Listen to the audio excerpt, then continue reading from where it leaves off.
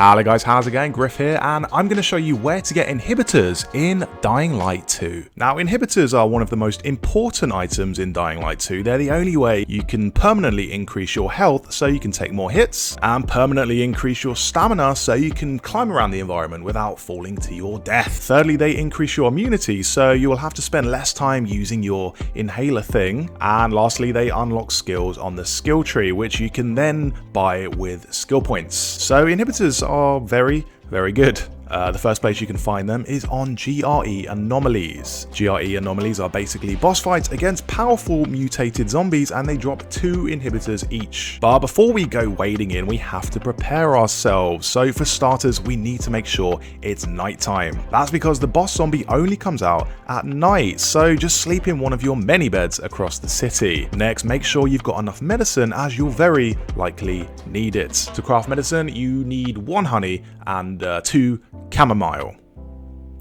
Sounds delicious. You might take damage just getting to the place by like falling off a roof or something like I do, so medicine is very important. And lastly, one final step before facing the boss is checking your loadout. So check you got your best armor on, maybe craft a few throwing knives, things like that. Once all that's done, we're ready to face the boss. They're in a random place each time, but here we've encountered him on a roof, so we can get a few hits in and start off the fight really well. Also, you can usually find a spear around this place. The last 2 times I've been to this place, there's been a spear each time, so look around for the spear. That can take off a little chunk of damage. Your projectiles don't really do that much damage though, so you will be doing the majority of your attacks with melee. Make sure to dodge a projectile by jumping and pushing left or right, and then just keep swinging away.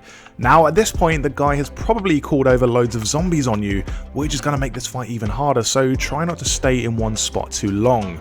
And also try and get up high, as it takes the zombies a little while to climb up. Once you've beaten the boss zombie, this little green shack thing will unlock, and you can open the skylight and drop down for the chest, which contains 2 inhibitors. So that's one way of getting inhibitors, but I'm going to show you another way of getting them, and it contains even more inhibitors. But I will just show you one more place you can find one of these boss zombies before we start on that. And it's right here, pretty much in the center of the city. So again, fight the powerful zombie, then loot the chest for 2 more inhibitors. Okay, on to the second place you can find inhibitors, and that's in genomic centers or genomic centers, one of the 2. This one here is in the east, and it contains 4 inhibitors, so double that of GRE anomalies. Before we go after this one though, first we want to craft a whole load of lockpicks. Each inhibitor is hidden behind a locked door, which is usually rated easy or medium on the lockpicking scale, and there are also 1 or 2 other loot chests that are locked with harder rated locks. So I recommend at least 5 lockpicks. Next, again, we want to make sure it's nighttime, because when you go at night, you'll encounter a lot less zombies in the actual location. In my experience, it's pretty much unplayable when you go in the day, because the places are just filled with zombies. The downside of going at night is there are a lot more zombies on the streets, so you might trigger a chase on the way, but don't worry if that happens, because the zombies won't come inside the actual place. As you can see, the UV light stops them entering. They just hate UV lights. Once inside, it's just a matter of following the glowing yellow cable on the floor, and this will lead you past all 4 inhibitors. It will lead you all the way to them. So crack the lock with your lockpick, and then you can open the chest. The only thing you have to watch out for is napping zombies. So you can either crouch walk past them and ignore them, or you can take them out silently. If you do happen to alert them though, there's only a handful of them, so you can pretty much kill them without any effort. Inhibitors aren't the only good things you can loot in these genomic centers. You'll also find a few chests hidden around the place, and each one contains a rare armor piece, as well as a unique armor piece and a military medkit. So it's definitely worth having a little extra scrounge around the place and, see what's lying around.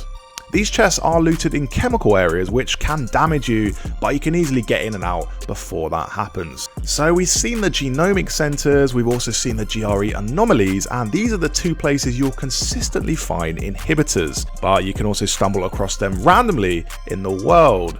They might be hidden in the odd chest or be a reward for finishing a quest. One inhibitor you can get super early is a reward for finishing the quest called All in the Family, which is located here. To be honest, I can't really remember how exactly I triggered it, but I'm pretty sure it starts at the Bazaar, which is the first main settlement you get in the big church. Anyway, go through this very short quest, and at the end, you can grab your inhibitor from the chest. So guys, those were a few ways to get inhibitors in Dying Light 2. Just have a hunt around in these places I mentioned in the video, and soon you'll be able to just feel no pain whatsoever, which is something that I aspire to. That would be great. To find more of these locations, just go over to the question marks on the map and investigate them, and they will reveal the locations. Not always, question marks do hide other things, but you will be able to find them through question marks. Anyway, that's going to do it for this video. If you've got any questions about Dying Light 2, feel free to ask them in the comments. And as ever, thanks so much for watching. See you later.